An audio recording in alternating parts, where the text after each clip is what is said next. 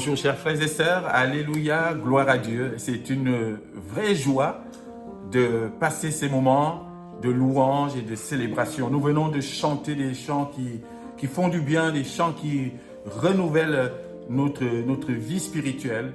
C'est vraiment à la gloire de notre Seigneur Jésus-Christ. Nous avons commencé il y a quelques semaines une série de prédications sur la feuille de route de Jésus-Christ. Aujourd'hui, c'est dimanche, c'est le moment de la conclusion. Nous avons fait 5 prédications sur les différentes missions de Jésus-Christ sur cette feuille de route. Qu'est-ce qu'il est venu faire et pourquoi il est venu sur cette terre? Et son Père lui a donné comme une feuille de route, en quelque sorte, dans laquelle il devait cocher un certain nombre de missions avant le bouquet final de la croix. On a vu qu'il est venu, il a été oint et envoyé pour annoncer la bonne nouvelle aux pauvres. On a vu qu'il est venu aussi pour guérir les cœurs brisés. On a vu qu'il est venu aussi pour délivrer les captifs et libérer les prisonniers. On a vu que Jésus est venu pour annoncer et publier une année de grâce. Et on voit aussi, et on a vu qu'il est venu pour consoler les affligés. Et aujourd'hui, nous finissons cette série par une conclusion du verset 3 d'Ésaïe 61. Parce qu'on peut se poser cette question, oui, exactement. Et pourquoi il a fait tout cela? Pourquoi Jésus-Christ a annoncé la bonne nouvelle aux pauvres? Pourquoi il a guéri les cœurs brisés? Pourquoi il a consolé ceux qui étaient affligés? Pourquoi il a libéré les prisonniers? Pourquoi, en quelque sorte, il est venu nous fortifier avant? C'était pour justement accomplir ce qu'il va nous dire dans ce verset 3 d'Ésaïe 63.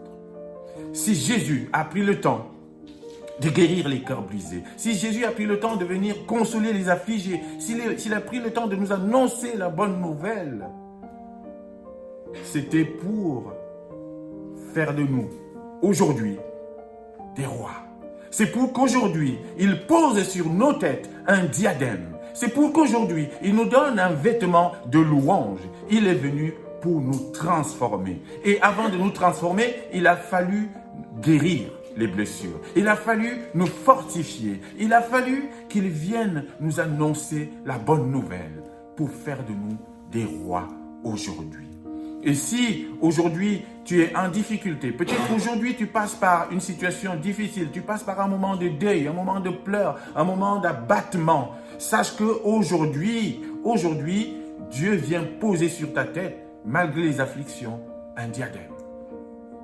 Le diadème, c'est ce bandeau circulaire qu'on posait sur la tête des rois.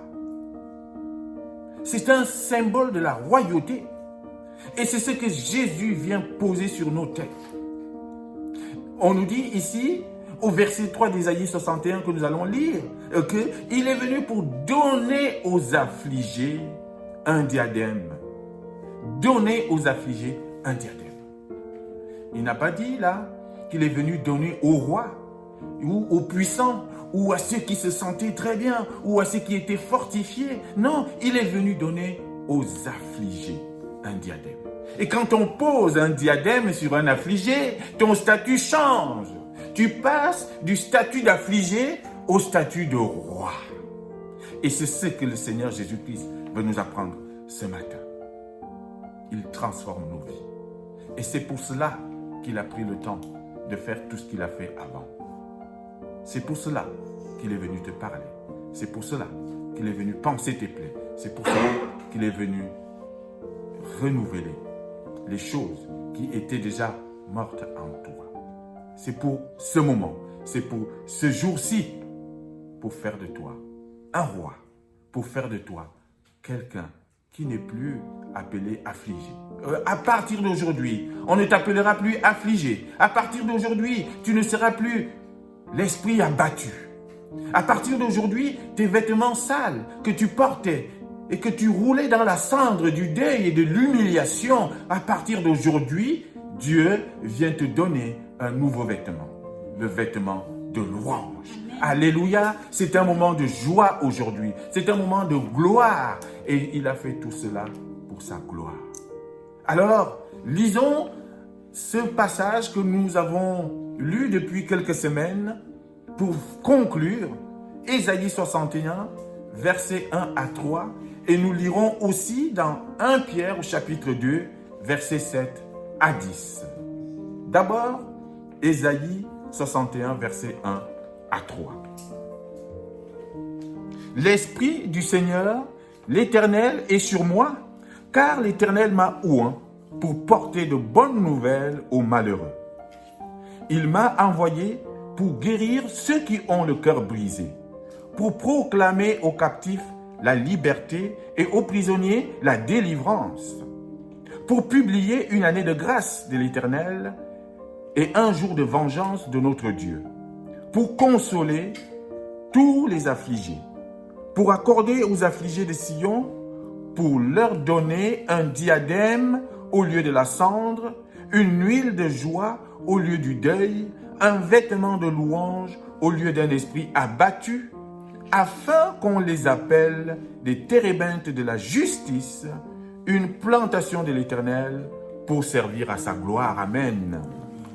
Lisons maintenant 1 Pierre au chapitre 2, versets 7 à 10.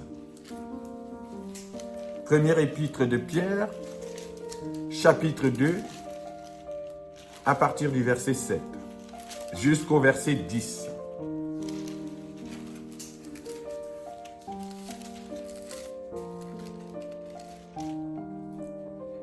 Je lis avec vous.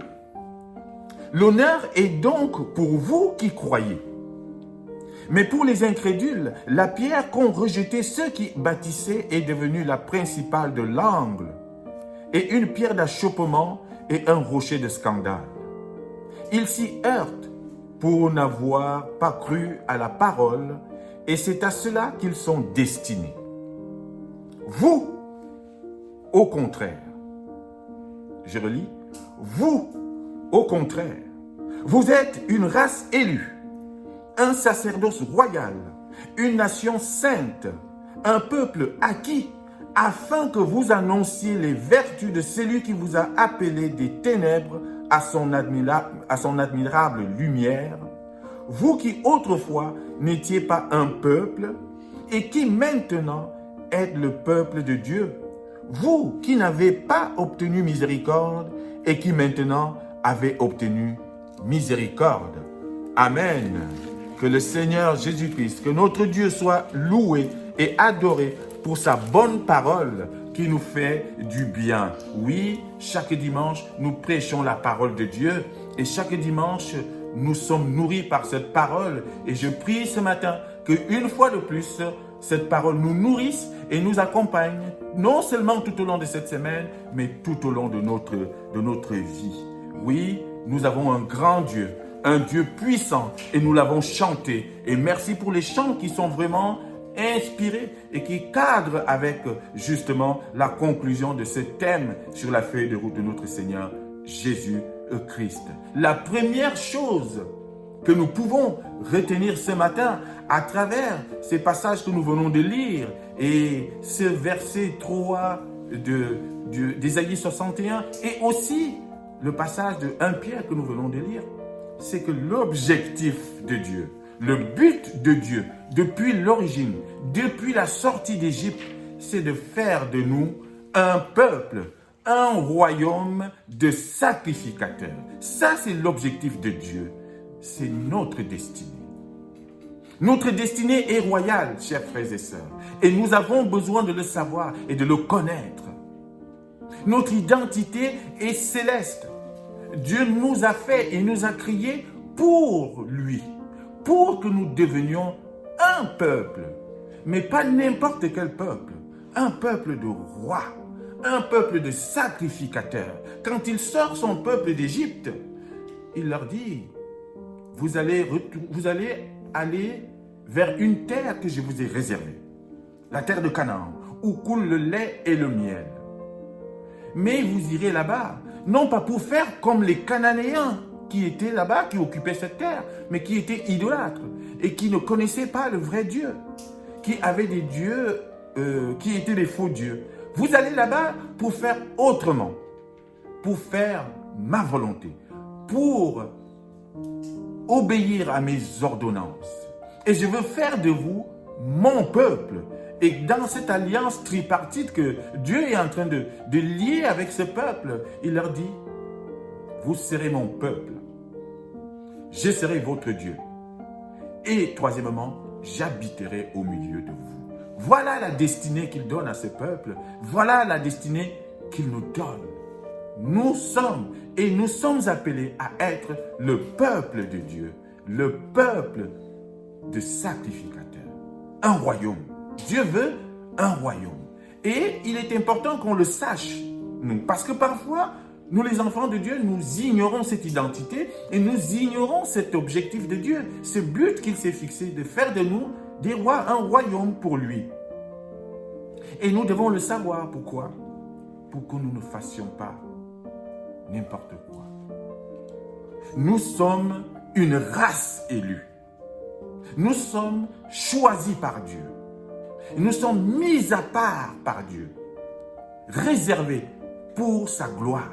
Réservés pour le servir. Réservés pour le glorifier, pour l'honorer. C'est ce que nous venons de faire. Et c'est ce que nous continuons de faire à travers cette prédication. Dieu nous a mis à part. Vous savez, le peuple d'Israël, à un moment donné, voyant autour de lui d'autres royaumes qui se donnaient des rois, ils ont commencé à demander à Dieu de leur donner un roi comme les autres. Or, Dieu leur a dit, vous ne pouvez pas avoir un roi comme les autres, parce que vous n'êtes pas un peuple comme les autres. Vous êtes un peuple à part, et c'est ce que nous sommes. Et le savoir nous permet justement de nous aligner à la volonté de Dieu et de marcher selon ses ordonnances. Et c'est ainsi que nous avons la bénédiction. Parce que nous marchons selon ce que notre roi, le roi des rois, nous a dit. Un peuple à part, un peuple de sacrificateurs, un royaume de sacrificateurs, une race élue. Voilà notre destinée et voilà l'objectif de Dieu. Et nous devons le savoir dans un premier temps. Je relis 1 Pierre chapitre 2, verset 9 que nous venons de lire. Vous, au contraire, vous êtes une race élue, un sacerdoce royal, une nation sainte, un peuple acquis, afin que vous annonciez les vertus de celui qui vous a appelé des ténèbres à son admirable lumière. Il répète la même chose dans Apocalypse chapitre 1, le verset 5. À celui qui nous aime, qui nous a délivrés de nos péchés par son sang, et qui a fait de nous, un royaume des sacrificateurs pour Dieu notre Père. À lui soit la gloire et la puissance au siècle des siècles. Amen. Voilà l'objectif de Dieu. Voilà le plan de Dieu pour nous. Faire de nous un royaume. Faire de nous des sacrificateurs. Donc en fait, faire de nous des rois. C'est cela, son but. Et ça, c'est la première chose que nous devons savoir parce que c'est important et ça nous permet justement de marcher selon les ordonnances de notre Dieu. Et ça nous permet de savoir que nous ne devons pas faire comme le monde. Nous ne pouvons pas faire comme tout le monde fait. Nous sommes mis à part, consacrés pour notre roi des rois. Mais il veut un royaume, il veut des rois et des sacrificateurs forts. Et c'est le deuxième point que nous devons retenir. Il veut faire de nous des rois dotés d'un esprit de force. Et voilà pourquoi Jésus est venu d'abord guérir nos cœurs brisés. Voilà pourquoi il est venu consoler les affligés. Voilà pourquoi il a commencé par cela. Pour nous rendre forts. Pour faire de nous des rois dotés d'un esprit de force. Et non pas d'un esprit d'abattement. Et c'est ce qu'il nous dit dans ce verset 3 d'Ésaïe. Je ne suis pas venu pour que vous soyez des hommes et des femmes tout le temps abattus. Jésus est venu nous fortifier. Il est venu nous donner un esprit fort, un esprit de puissance. Il n'est pas venu nous donner un esprit de timidité. Il nous a trouvés affligés.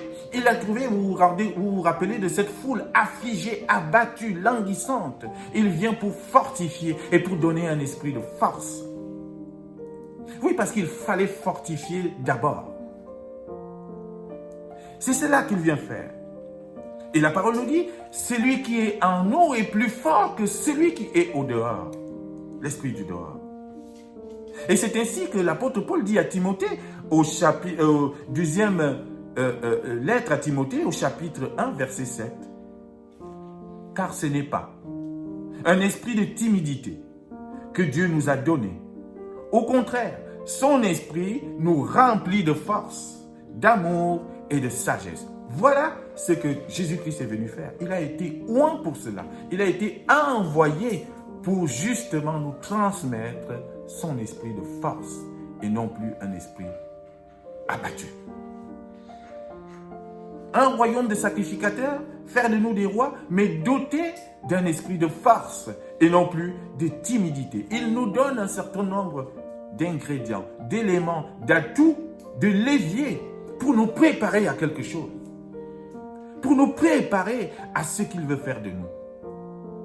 Parce qu'un roi qui est affligé, comment voulez-vous qu'il soit fort? Un roi qui a un esprit abattu, non, ça ne passe pas. Voilà pourquoi il a pris le temps, d'abord, de guérir ton cœur brisé. Dis, allez, ça y est, c'est bon, lève-toi. De te consoler là où tu étais affligé. Dis, allez, tiens fort. Et il te donne un esprit de force pour te préparer à quelque chose de glorieux qui est aussi fait pour lui. Deuxième chose, un royaume de sacrificateurs doté d'un esprit de force. La troisième chose que nous devons retenir aussi avant justement ce diadème qui sera posé sur notre tête, c'est qu'il nous renforce, il nous rend forts pour nous permettre de régner avec lui. Dieu veut à ses côtés des hommes et des femmes forts pour régner avec lui. Nous régnerons avec Dieu. Ça, c'est la bonne nouvelle aussi. D'où le symbole du diadème. Le diadème qu'il vient poser sur notre tête, c'est nous donner un signe de royauté. Vous allez être des rois avec moi. Vous allez régner avec moi. C'est ce que la parole nous dit. Et c'est une parole certaine que nous régnerons avec Dieu. Et voilà pourquoi Jésus vient aussi. Jésus arrive dans un contexte d'hommes et de femmes abattus, affligés, en pleurs, dans le deuil, dans la cendre, qui sont pauvres d'esprit. Il vient renforcer cet esprit par la bonne nouvelle.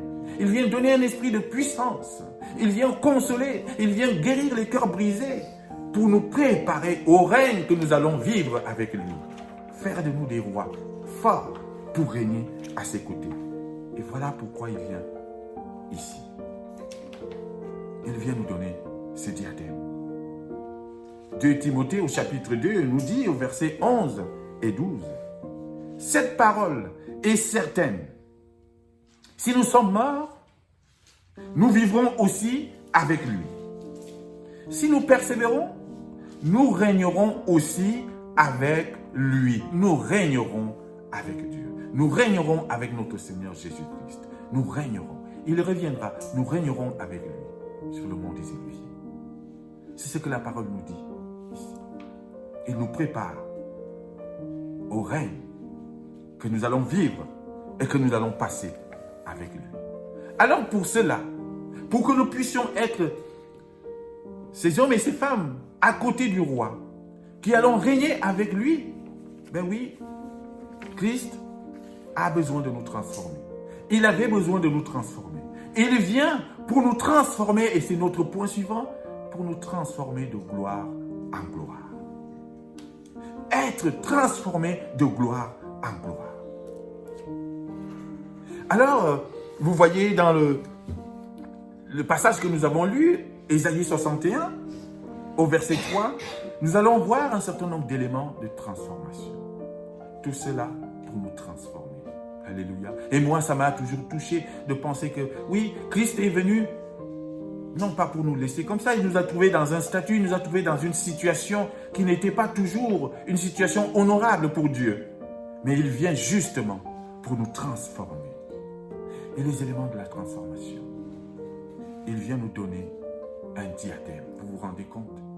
Il vient donner à celui qui était affligé hier, il vient lui donner aujourd'hui un diadème, un signe de royauté au lieu de la cendre. mon frère, ma soeur, hier tu étais peut-être dans la cendre. Tu t'es humilié à cause de tes soucis, de tes difficultés. Tu étais dans le deuil, dans les pleurs, dans la tristesse peut-être. Mais Dieu vient te dire aujourd'hui, je viens poser sur ta tête un diadème. Tu deviens roi. Oui, fini la cendre, fini les pleurs, fini la tristesse, mais tu es un roi. Mais souvent, nous avons du mal à voir cela. Nous avons du mal à le comprendre aussi parce que nous passons encore par des épreuves. Et oui, nous aurons encore des difficultés, des soucis, des pleurs. Mais Dieu, il te dit, voici ce que je t'ai réservé. Un diadème. Voilà notre espérance en fait. Il nous parle ici pour qu'on regarde au plus loin et qu'on ne regarde plus aux circonstances et qu'on se dise, oui, malgré cette épreuve, malgré ces pleurs, malgré ces difficultés, malgré ces deuils, je sais que Dieu m'a préparé un diadème. Il l'a posé sur moi. Il le donne. Et nous allons le vivre à un moment donné. Un diadème au lieu de la cendre. Il vient te donner aussi, deuxième élément de transformation, une huile de joie, une onction spéciale, une huile de joie au lieu du deuil. Esprit abattu, esprit de deuil, esprit de pleurs, esprit de mort. Non, tout cela est terminé.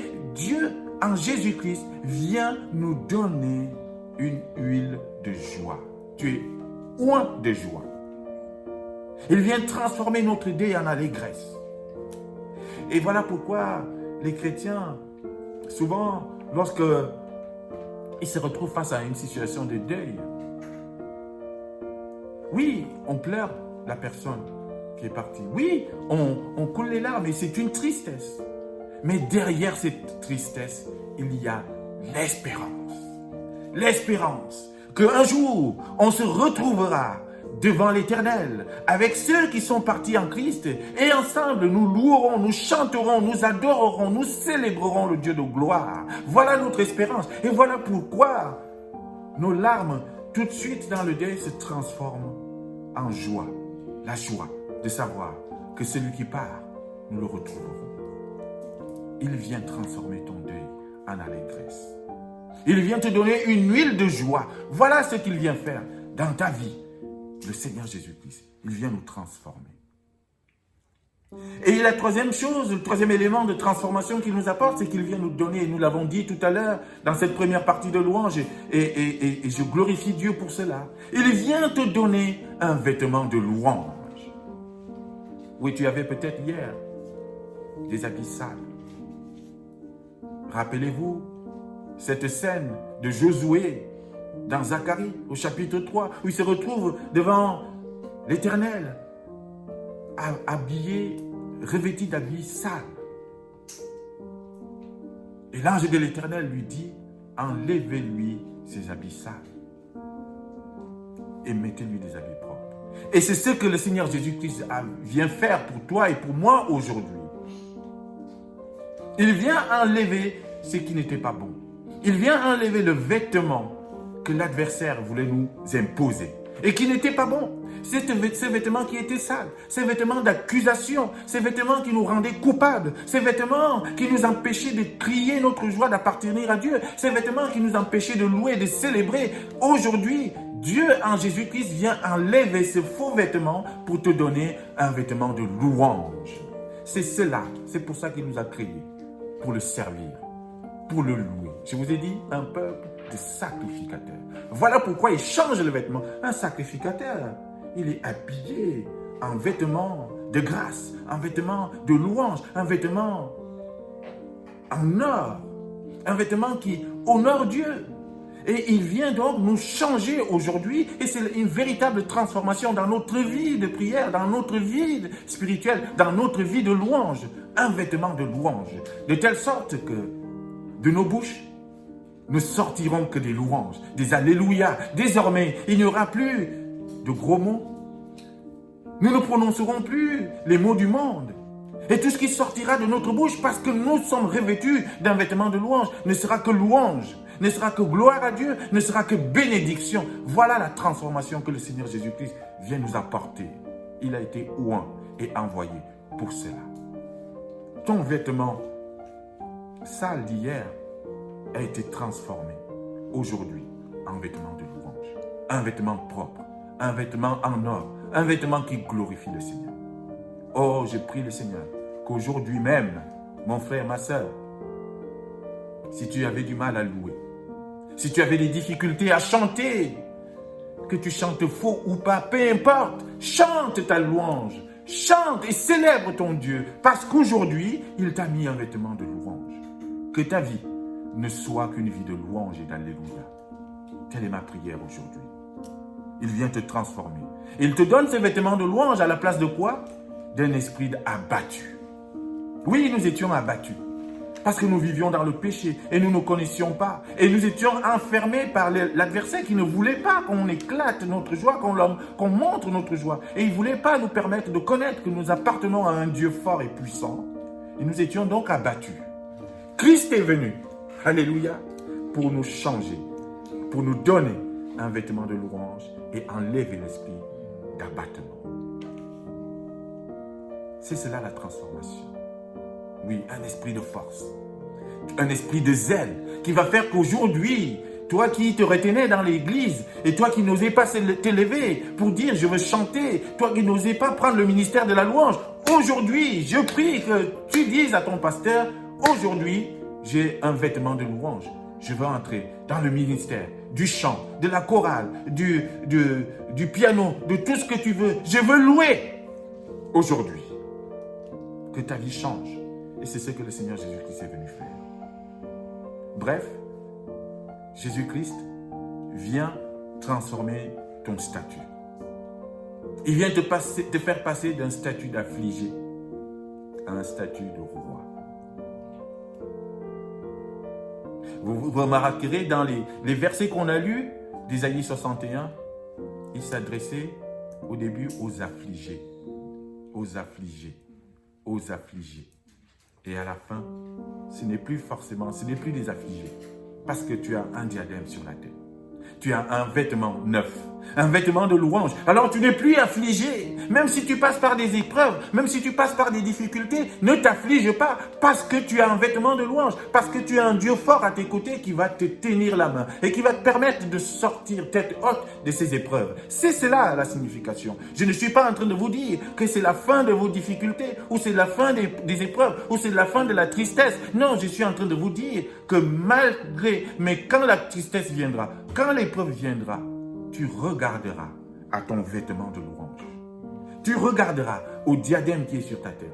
Tu diras, je pleure, mais je sais que sur ma tête, il y a une couronne, il y a un diadème. Je pleure, mais je sais que je suis un enfant de Dieu. Je pleure, je suis dans la tristesse, mais je sais que je suis roi. Je pleure, mais je sais que je suis un sacrificateur. Je sais que je suis un serviteur de Dieu. Voilà ce qui va changer. Et voilà ce que Jésus est venu changer dans ta vie. Malgré les pleurs. Mais un jour seulement, tout cela s'arrêtera. Tu n'auras plus de larmes. Tu n'auras plus de pleurs. Le deuil sera fini totalement. Tu ne seras plus dans la cendre parce que tu verras le Seigneur face à face et tu passeras ton éternité avec lui. Aujourd'hui, il est venu te le dire.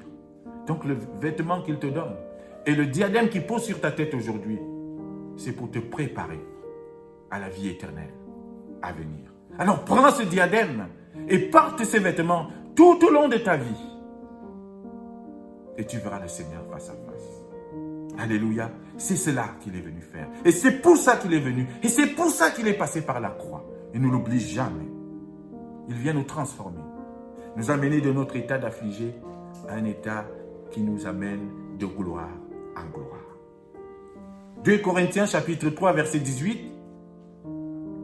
Nous tous dont le visage découvert reflète la gloire du Seigneur, nous sommes transformés en la même image de gloire en gloire par l'Esprit du Seigneur. L'Esprit du Seigneur s'est posé sur moi pour venir annoncer la bonne nouvelle, pour venir consoler les affligés et pour leur poser sur leur tête un diadème et pour transformer nos vies de gloire en gloire. Aujourd'hui, Christ te transforme. Nous avions besoin d'être transformés. Il ne pouvait pas nous laisser dans l'état dans lequel nous étions. L'état de péché, l'état d'abattement, l'état d'affliction, l'état de pleurs permanents, l'état qui nous permettait d'être toujours dans la cendre. Non, il ne pouvait pas. Il est venu pour nous transformer. Et aujourd'hui, il continue de nous transformer. Par son esprit. Imaginez-vous quand vous n'étiez pas chrétien.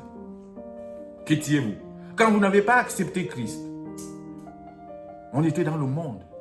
On faisait selon les désirs du monde. On faisait n'importe quoi. On n'était pas reconnaissable. Et une fois que Christ nous a saisis, si tu regardes bien, quelque chose a changé dans ta vie, dans ton comportement, dans ton attitude, dans ta façon d'être, dans ta façon de parler. C'est cela la transformation. Et c'est ce qu'il est venu t'apporter. Et donc un comportement de roi. Et une attitude de roi. Et fais attention au diadème qu'il a posé sur ta tête. C'est un signe que tu lui appartiens. Tu es un sacrificateur, consacré à l'Éternel. Oui, alors pourquoi il nous transforme? Pourquoi il fait tout cela? Pourquoi il fait tous ces changements? Pour nous permettre, et je finirai par là, de devenir une plantation de l'Éternel. Quel privilège! Une plantation de l'Éternel pour servir à sa gloire tout ce que Dieu a fait en nous de bien, c'est au final pour la gloire de Dieu. Alléluia. Et c'est cela le but. Voilà pourquoi il est venu. Voilà pourquoi, chers frères et sœurs, depuis 5 semaines, on fait ces prédications. On passe par ces étapes. C'était pour arriver à ce moment-ci. C'est le bouquet final. C'est le feu d'artifice. Dieu a envoyé son Fils pour nous transformer, afin de faire de nous des rois, des souverains sacrificateurs autour de lui, pour que nous soyons ses serviteurs, pour servir à sa gloire. Un peuple de sacrificateurs au service de Dieu, au service du roi des rois. Voilà pourquoi il est venu. Il nous a transformés pour cela. Il t'a transformé pour le servir. Alors ne te tais plus. Ne reste plus en retrait. Non, lève-toi. Et du zèle. Parce que tu n'as pas l'esprit de timidité ni l'esprit abattu. C'est fini. Il t'a transformé pour que tu te lèves pour lui. Et je prie qu'aujourd'hui, si tu étais timide, que cette timidité parte. Si tu avais un esprit abattu, que tu prennes maintenant ton vêtement de louange. Oui, si tu n'avais rien sur la tête, qu'aujourd'hui, tu prennes ce diadème qui vient poser sur ta tête. Il fait de toi un roi aujourd'hui pour le servir. Pour le servir. Il fait de nous une plantation. Une chaîne, un térébinthe de justice. Vous savez, dans le royaume d'Israël, à un moment donné, des gens se faisaient des sacrifices d'enfants. Ils fêtaient les faux dieux sous les chaînes, sous les térébinthes. Et c'était ça qu'ils faisaient, c'était des térébinthes d'idolâtrie, ou des chaînes d'idolâtrie. Ils venaient faire n'importe quoi autour de ces arbres, de ces arbustes. Et c'est pour ça qu'il prend cette image-là. Il dit, vous ne serez plus là ce peuple qui vient faire des sacrifices d'enfants sur les térébinthes ou sous ces chaînes. Vous allez devenir des chaînes de justice, des térébinthes de la justice et non plus des térébinthes de l'idolâtrie ou de la débauche. Il vient transformer tout un peuple. Oui, Israël a été transformé totalement par la main de Dieu. Et c'est de la même façon qu'il nous transforme aujourd'hui. Oui, tu es transformé pour devenir un enfant de Dieu. Térébinthe de la justice. Et c'est le rôle de l'Église aujourd'hui. L'Église est mise à part. Il nous appelle les saints des chrétiens, consacrés au service de Dieu. Oui, Dieu te transforme pour que tu sois à son service. Parce que tel que tu étais, tu ne pouvais pas le servir. Et maintenant que Christ est venu pour te transformer, alors tu peux le servir. Tu peux le louer, tu peux le célébrer. Alors oui, pour finir, tu me diras, mais moi je ne vois toujours pas la royauté dans ma vie. Je ne vois toujours pas les signes de joie dans ma vie. J'ai toujours cet esprit abattu et de timidité. Je te dis aujourd'hui, crois-le, Christ est venu pour te transformer. Ouvre ton cœur à la transformation parce que parfois on résiste. Et voilà peut-être pourquoi nous avons parfois du mal à percevoir ce côté royal, ce côté destiné, ce côté joyeux. Peut-être parce que nos cœurs se ferment à la transformation. Vous savez, quand Dieu veut transformer quelqu'un, parfois c'est dur. Parfois on a du mal à accepter. Parce qu'on entre, on aime bien rester dans nos petits conforts, dans nos petites habitudes. Et ce qui fait que quand il vient frapper à la porte, il dit non, non, non, cette habitude-là n'est pas bonne. Je veux te transformer à mon service et à ma gloire. Alors on résiste, non Seigneur, je ne veux pas. Et finalement, on n'entre pas dans notre destinée royale et on ne voit pas le diadème. Pourtant, il te dit aujourd'hui, tu as ce diadème. Tu es roi. Tu es mon enfant. Ouvre-moi ton cœur afin que je te transforme pour ma gloire. Alléluia. Et je prie ce matin que Dieu te transforme si ce n'est pas encore le cas et que tu lui ouvres ton cœur. Oui, tu as un vêtement de louange, un diadème. Tu es roi à la gloire du roi des rois. Amen.